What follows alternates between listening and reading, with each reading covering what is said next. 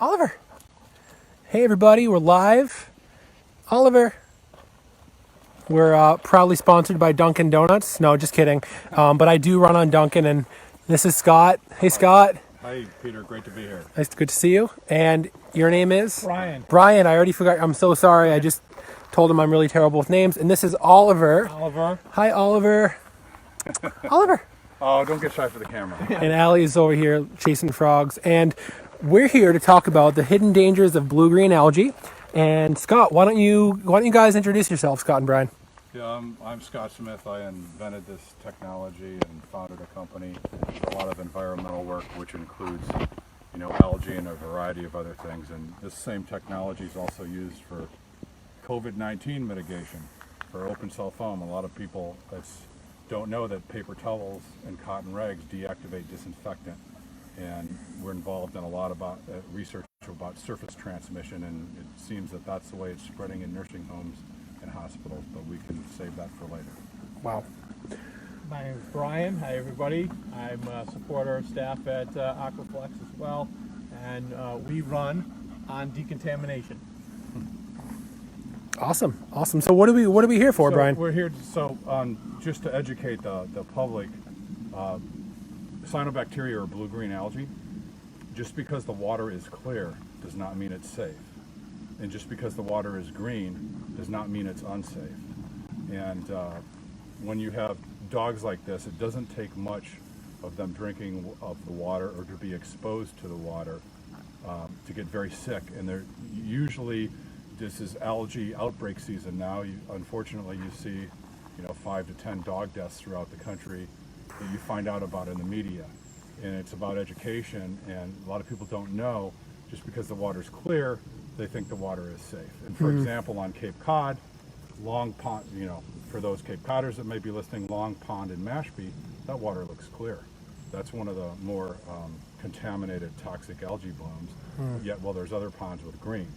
So what you want to do is you want to test the water, and what we're here is to educate people how you can be empowered to protect your dog and your family by doing your own testing in a very cost-effective, simple way. Awesome. And some background, the University of New Hampshire Center for Freshwater Biology, scientist Nancy Leland, Dr. Jim Haney, we did a validation test on Cape Cod last year with this technology in microcystins, the cyanotoxins, in a 60-day, in an 18-hour period. 60 to 80% of the toxins were removed from the water. Whoa. So we put the science behind everything, and as we're just now launching a commercial program involving these scientists, where we're going to offer it across the country, where it's affordable and you can send your samples in and you can go to the best scientific team in the country. Wow. Awesome. Amazing. And I want to cover other thing. A lot of times you see water, you see this water around us. Whether it's toxic algae, oil, or other chemicals, water and contamination are never in a steady state or equilibrium. So a lot of the water testing, you take an instant split-second sample. That only tells you what's in that water for this split second. And what you're gonna see us do today here is two things, Peter. You're gonna see me put this pole in the water, move it around for 5 minutes. And I want to caution, normally in the official testing we do, you have full PPE gear. Don't go in the water without waders when you're testing. And you want to make sure you wear a mask. Unfortunately, I guess, or fortunately, everyone has masks these days. Exactly. So you need to protect yourself, because all this stuff can go airborne. Yes. When it's present. Yep. And also, you want to use gloves to protect yourself. Mm-hmm. And obviously, because we're doing this education thing quickly, I'm not talking through a mask right now. Right. If we're at official deployment and we were out here, yep. I'd be wearing full PPE gear. Yep. And what we normally do is take this and move it on the surface for 15 minutes. Okay. We're not going to do that here because we don't have masks on today. Look at that. And what I'm going to also do is leave one with you. This is another important point, like clear water. We're going to leave this out overnight. And if you can't come back tomorrow, come back the next day. Okay.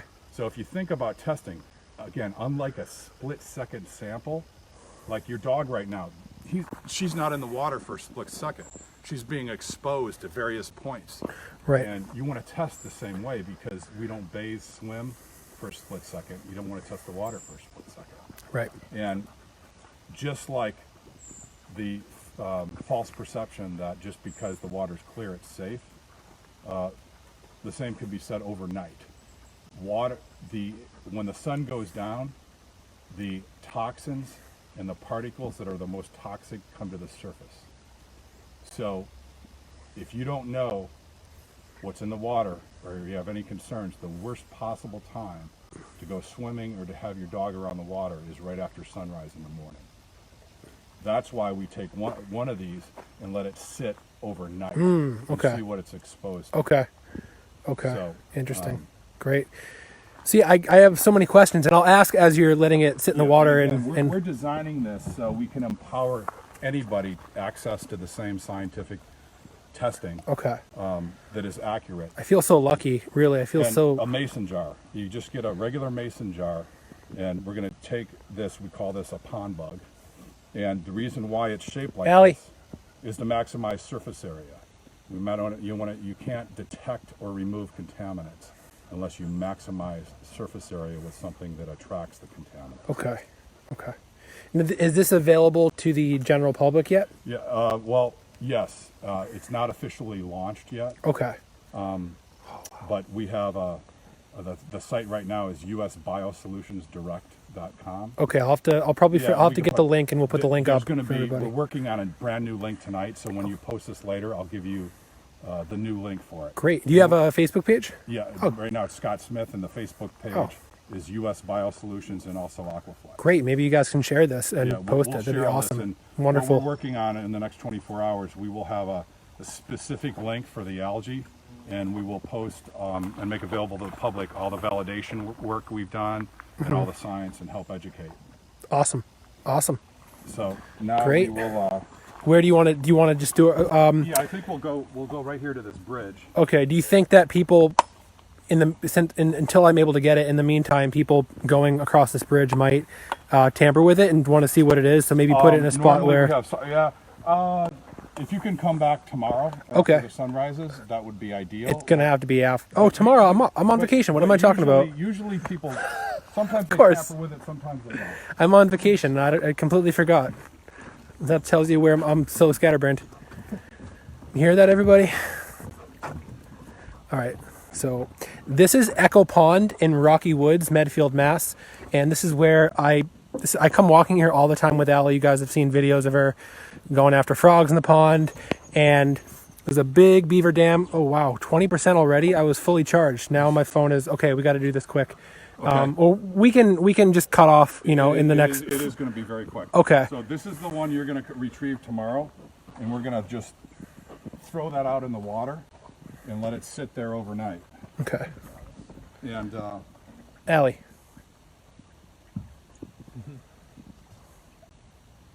just putting my gloves on quickly. That's awesome. Look at all these lily pads, man.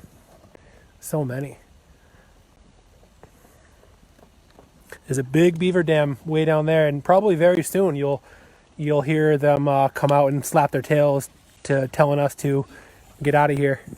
And these boat poles come in very handy for this kind of work. And what you want to do on something like this is put it down in the water. How come you're using another one on top of the pole? Because right now, we're doing this quickly for Okay. demonstration purposes. Got you. Normally, that would be pressed with a pole without this on it, and that's the overnight. Okay. We're going to let it exposure. That's a long-term exposure. Okay. Now, if this were officially like we do our work with Mm-hmm. the scientists, I would be in waders. I'd have a mask on, and then I would go out. I would wade out into the water, and what we do is move this, like your dog's in the water. Mm-hmm. Move this around for 15 minutes. Okay. But we're going to just do this for a few minutes, Yeah. and we're going to test this, and you can post it. Great. We're going to test this with the scientists. Wonderful. But you see the point, the very important point here is exposure. Your dog's in the water for, 30 seconds here, 30 seconds there. Mm-hmm. And if we just take an instant sample with with shot a small glass vial. or grab sample. That's only going to tell you what's in that. Okay, interesting. So you might want to get this. So when you're doing this for 15 minutes, and again you have your PPE gear on, you want to move this across the surface, take it a little bit under, and obviously if I had waders, this would be 15 minutes, and I'd go all over the place. That's great. Cool. So toxic blue-green algae. So blue-green algae, it's natural. It's in here, but it's when it's in toxic levels is when it can be deadly to us and our cyanobacteria cyanobacteria goes back to literally when the world was created, and it actually helped produce life and ultimately create us. And cyanobacteria, to protect itself, gives off toxins. It's normally not a problem, but with the population density, excess nutrients, nitrogen and phosphorus fertilizers, it's really man that's causing the algae blooms, because we're feeding it. We're pushing so many nutrients in the water. The cyanobacteria is just growing rapidly, and when the cyanobacteria dies, it gives off what's called cyanotoxins. So when a dog, if a dog should become exposed, so it doesn't, blue-green algae, this is what I said to Scott before we went live, what I look for is pea soup, and he said, no, that's wrong. It cannot be visible to the eye, so you're really taking a chance, right? The fact is that pea soup can be safe, and the crystal clear water can be unsafe. Wow. You don't know unless you test it. And what I learned from the scientists, when we saw some of the most contaminated ponds on Cape Cod last year, I'd say, oh, that water looks clear, and she said, no, look at the edge, look at the sand. And sure enough, you see a little line of blue-green. Wow. So what the public needs to, even when you see the clear water or you see the discoloration, you should look around the perimeter of the pond for like a very thin layer. And the best time to look is right after sunrise. Wow, okay, right after sunrise. Wow, and what's scary is that so many people that I've talked to on the trail just passing by, they don't, some of them will think, if there's no notification online or there's no sign up, then it must be safe. Well, you can't just assume that, and that could be a deadly mistake, right? Yes. Right. And if you see, if you feel ill, if your kids feel, the smaller you are or the smaller the dog, the greater the risk. Wow. So now crazy. I'm just going to pull this up so your battery. So what you do is you just take this out of the water.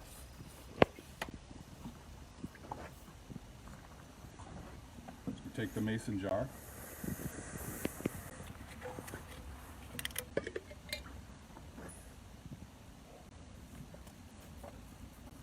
And you put it in here. And then what I'm going to do is drive it home tonight. It looks like nothing's on it, but really there is stuff absorbed. Yeah, and we're going to find out what's in here. Hopefully this water is safe and there's no threat to your dog. Yeah. And you want to freeze this. Oh. Then I will freeze this, and I will send it off to scientist Nancy Leland, who will test this for toxins. Okay. And then we'll be able to tell, because what the freezing process does, without getting to all the details, it actually helps when you unfreeze it and then test it. It helps with identification of any toxins that may be in there. Okay.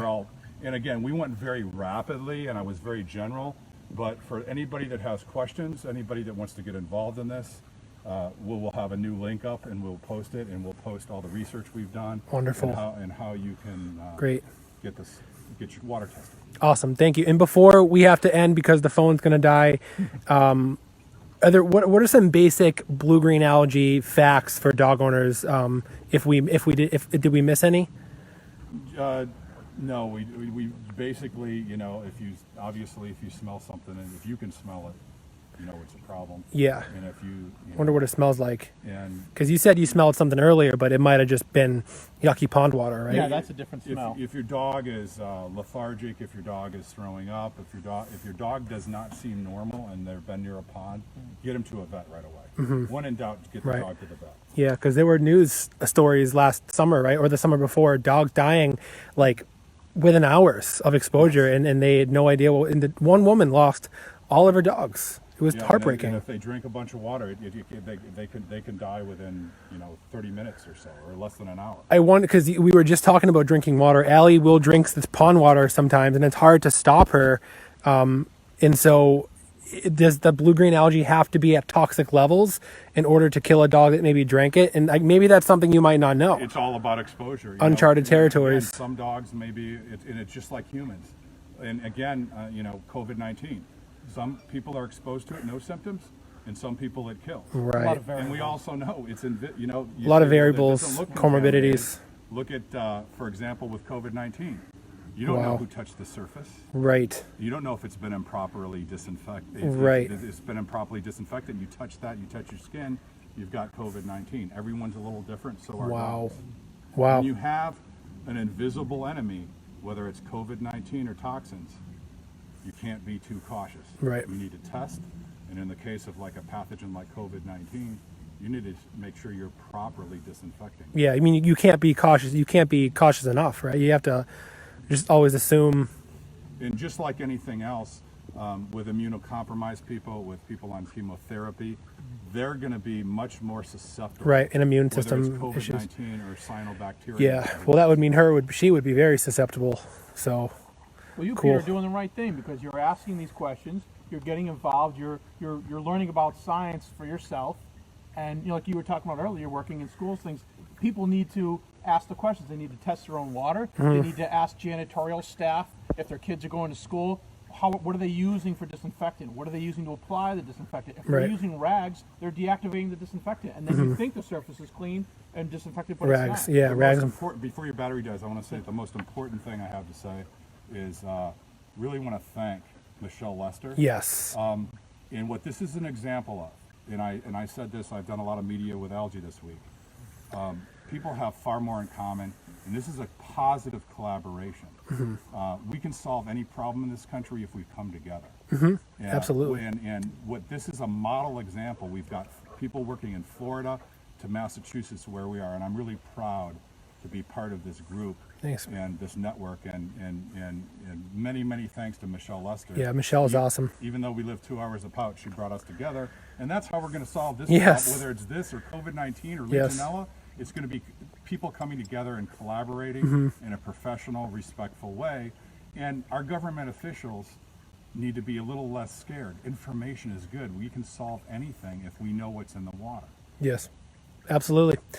All right, that's amazing. Thank you so much, guys. And this won't be the last time you hear from us on this topic. We will be updating you as new information arises. Thank you, guys. Thanks. Thank you. All right, so we're not live, but I'm going to post this video in the comments very shortly.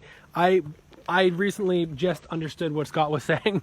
That mason jar right there is like the dog, right? So this is the one here that's going to be staying overnight, and I'll be picking up tomorrow 9 o'clock in the morning.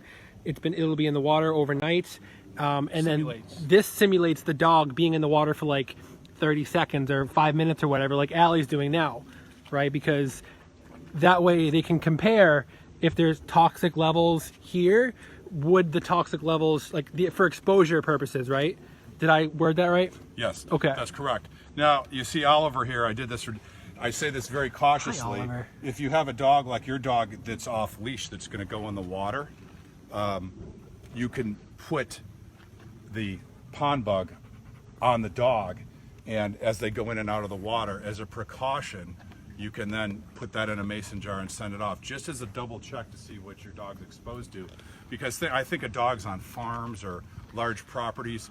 Even, these toxic algae outbreaks can be we deal with a lot of people in New York State that have their dogs run loose and they have ponds everywhere. Right. So, again, I'm not encouraging anybody to expose their dog. Exactly. But if you have a dog that's off leash, like your dog, and you don't know, you may, a few times a month, want to put this on and then take it off when they get home, just to see if they've been exposed to toxins. Yeah, I mean, I was just telling you, Scott, before we started this video, I come here every day with Allie. You can see her right there looking for frogs.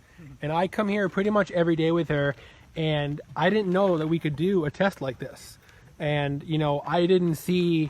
I just used my best judgment, assuming this was safe, and it could be. I mean, nothing's happened to her you know, is that considered neglect? I don't, in my opinion, no, but I was going based on my knowledge of looking for pea soup, and I was wrong. So now we'll know if this is problematic, this pond in particular. And thankfully, we have now Scott and Brian, and doing a test like this is going to be available to everybody. I think this is so cool, and I'm so happy that we're showing this on my group. And again, I want to emphasize, this is a collaboration thing, and it's all about education. It's like surface disinfection. With most people don't understand paper towels and cotton rags deactivate disinfectant. Yeah, just like you didn't understand before this. Yeah. That if the water's clear, it doesn't necessarily mean it's safe. Exactly. So we need to focus on education for many, many of these things. Absolutely. Okay, sounds good. Thank you so much. And again, we'll post the link to this, and when it is available to people, if they want to get one and they want to do this test at home, that it would be super proactive and encouraged. All right, talk to you soon, guys. Thank you. Thanks, Peter.